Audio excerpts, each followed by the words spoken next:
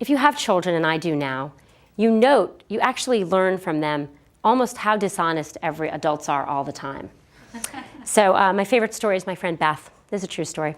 She was pregnant and she had a 5-year-old, and the 5-year-old said to her, Mommy, where's the baby? She was like, oh, the baby's in my tummy.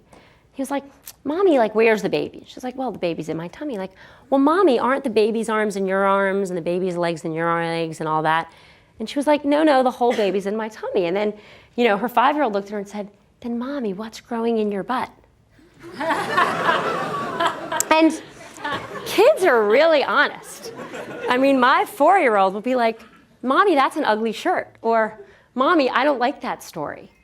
And as we get older, polite society teaches us to have better manners. And we don't walk around telling pregnant women that their butts look big. Please learn that lesson. I'm not suggesting that. And we don't walk around just blunting out the blunt truth, but we're more polite.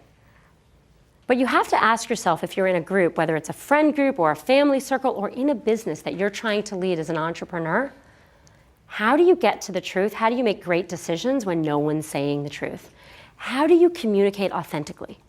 How do you figure out what to say and what not to say in a way that's authentic?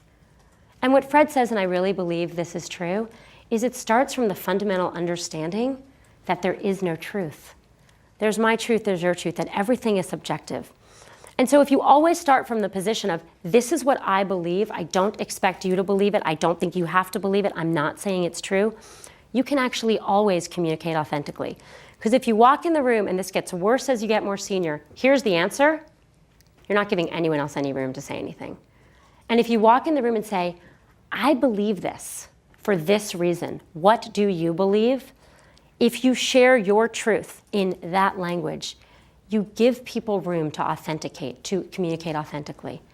And that is hugely important to these relationships at any stage.